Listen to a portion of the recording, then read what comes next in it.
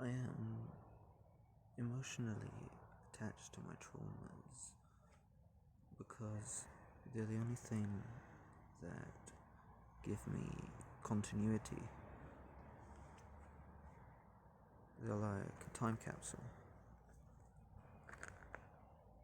If I lost them, I would lose the strongest link I have to the past. And then I would feel empty, abandoned, betrayed, and angry.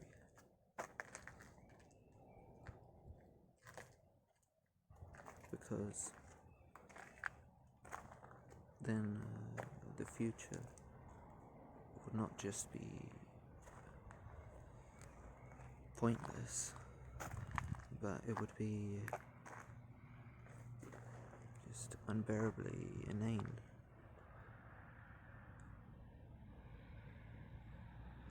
You know, when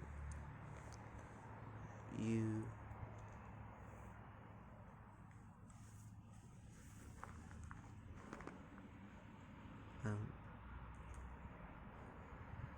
suffer for something particularly early in life, that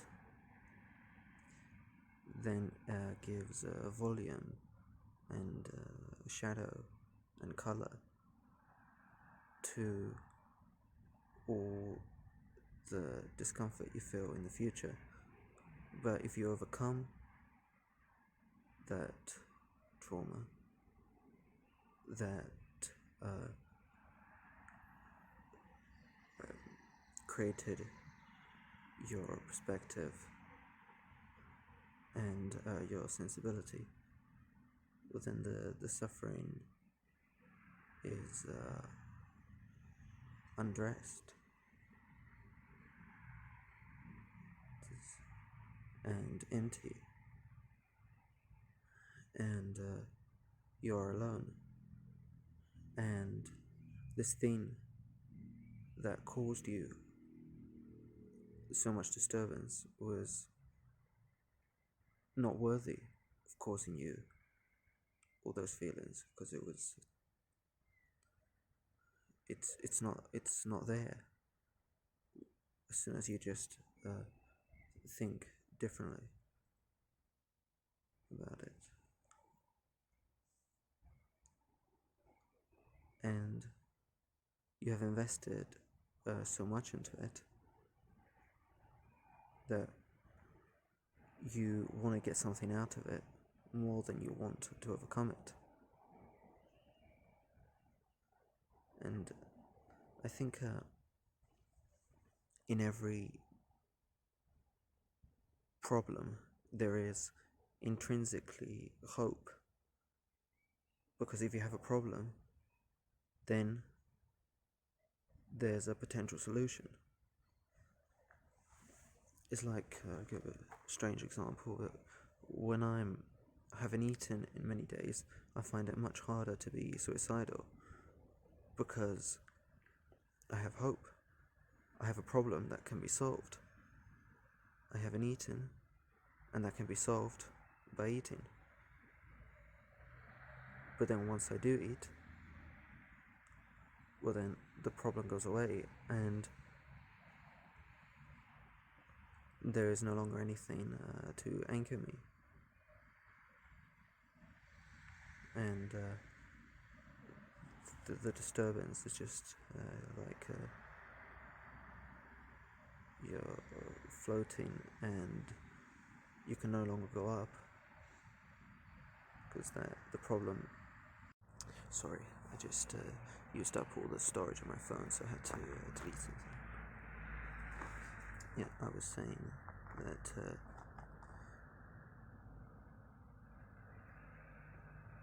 imagine you're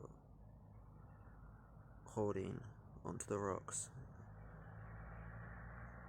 in the side of the abyss, Well, the problem is the light above you, and the suffering is beneath you. And if the problem disappears, then there's nothing to return to. There's only the unknown, which you imagine is better, but feels much colder. So you can either try to climb up to the darkness, or you can let yourself fall to where you expect you will find something that you remember, even though you can't see it anymore. Because once something stops hurting, you think, once something stops hurting and that suffering is not substituted with something better, you then try to reignite the problem by making it worse.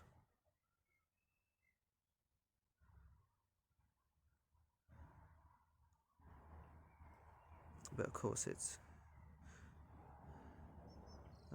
probably is better to go up into the unknown, and it's probably is better, like people say. So that's what I'm doing.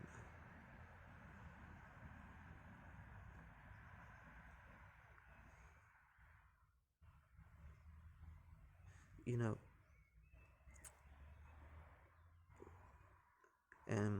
in the last month, I feel like I'm overcoming a trauma, which is that ever since I was very, very young, like when I was 4 years old, I already felt this strong sense of exclusion, that I didn't belong anywhere. And there were lots of experiences that cemented that sense. So then when people actually tried to include me, I rejected them, even though that's what I wanted. Because whenever I was with people, I always felt like I was an outsider no matter what, which is, of course, a very common, extremely common experience. But I feel like I'm overcoming that by talking to people on the internet. I feel for the first time that I'm not actually the weirdest person in the group, or I don't feel like it's them and then me, and they are in a group and I'm on the margin of that group. I don't feel like that, and I think it's the first time I've ever felt that. And in a way, that is good, and in a way, it's bad.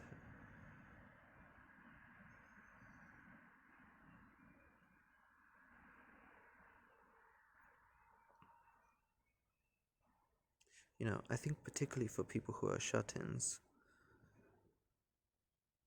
your traumas that most people overcome, traumas that are actually quite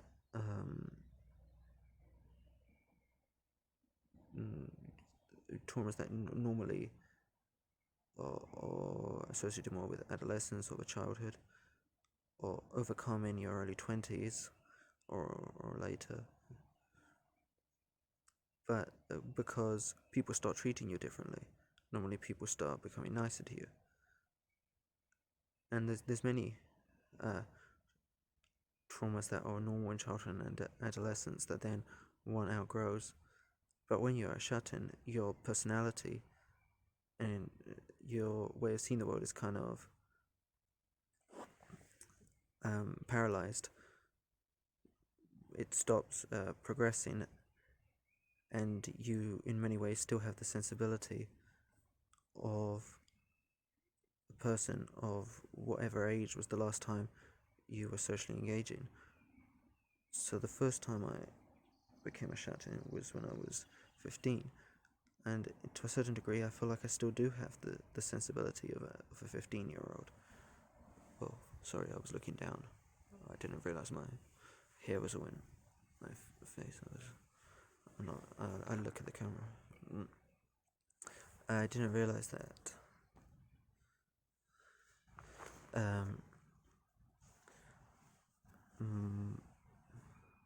Sorry. Yeah, in many ways, I feel exactly the same because there's been no experiences to make me feel the age that I am. And now that I am putting myself out there for the first time, I am having experiences that are making me feel the age that I am. I am starting to feel, in a way, a bit like an adult. And I don't mean by that more mature. I mean, like a bad adult, but like an adult. Whereas before, I didn't feel like a bad adult, I felt like a bad adolescent.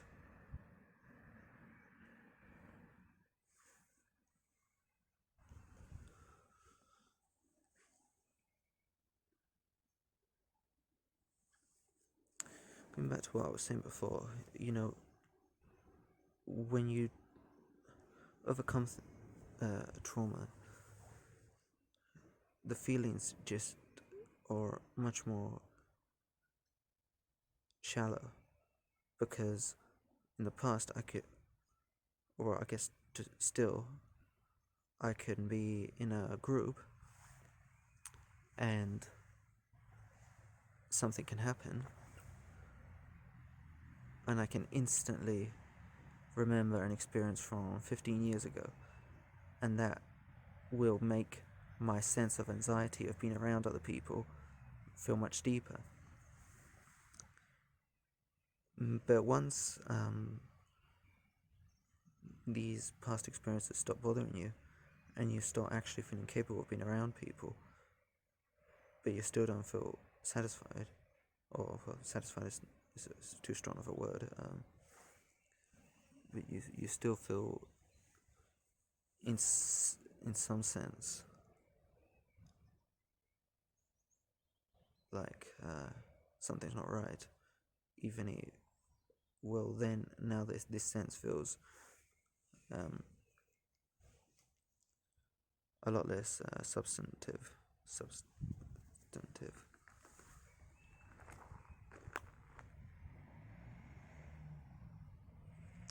So I guess then you have to replace that negative substance with positive substance, and that's why probably people make these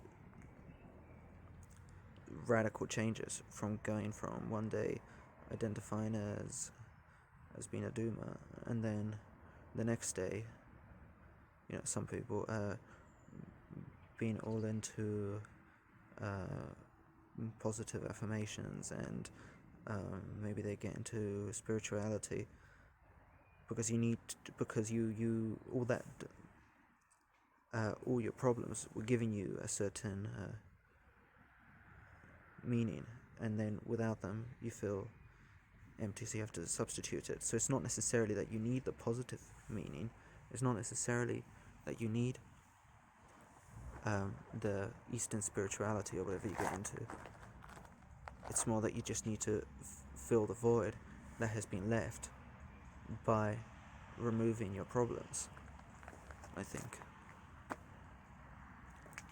Or at least that's how I feel whenever I'm improving in anything, regardless of if it's like a small thing or a big thing. Improving anything, I say, removing a problem.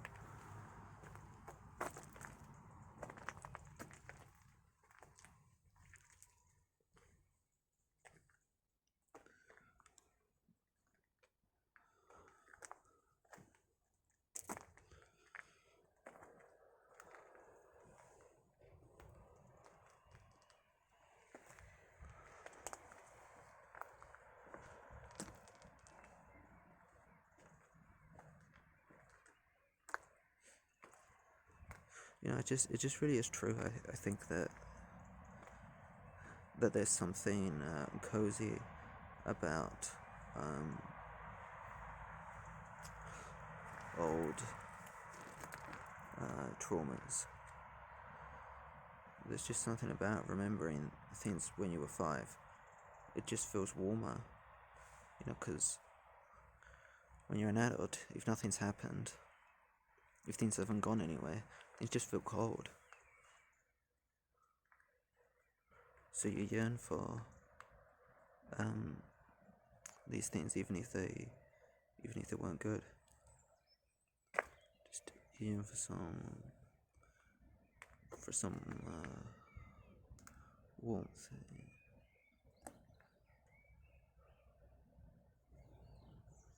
So that's why you have to substitute.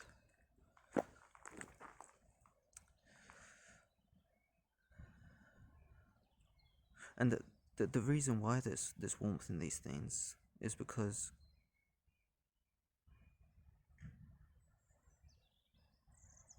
they happened in a time when you were less conscious.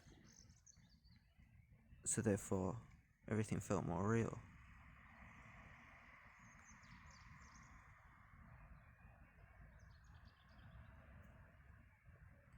So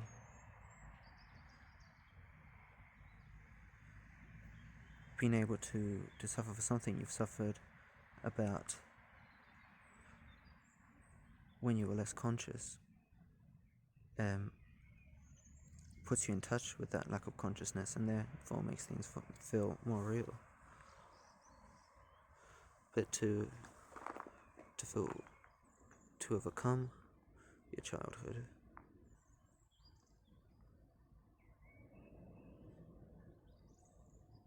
makes everything feel less real. I feel like if I interact with people now, if I do feel better, if I talk to someone in real life and I do feel better, I feel like everything will seem less real.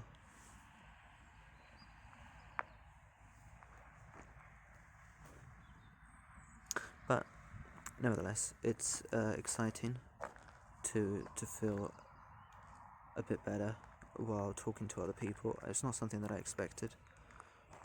It's not something I expected to happen so fast. I am finding it a bit easier to talk, a lot easier to talk to people than I expected, and just online for now.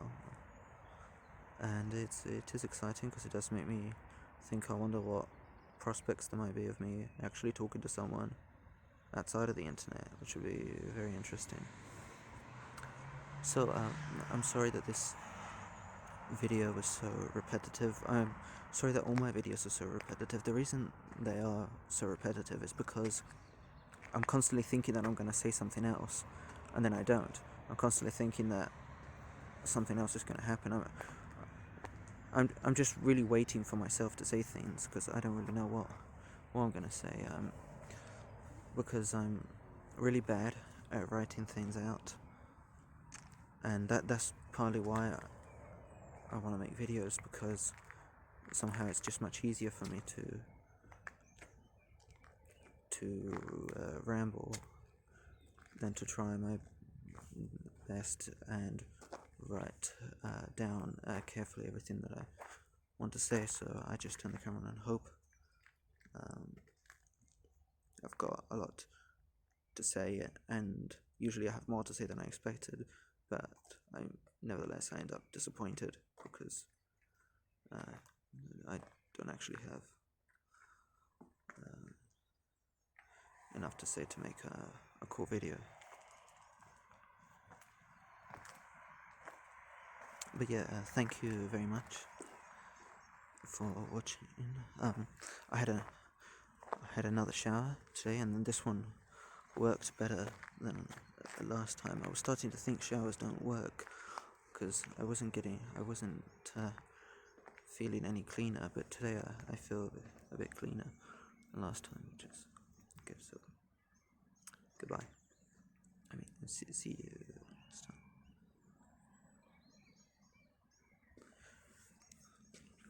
I'll end the video in a moment.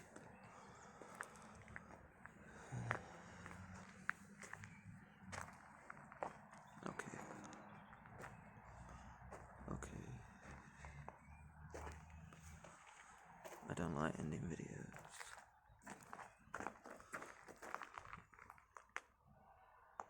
Let's walk up here.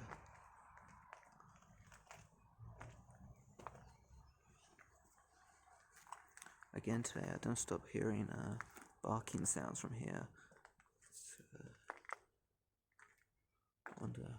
Wonder what it is. And I also hear like some just sounds of like some squirming. I don't know if they're like hunting.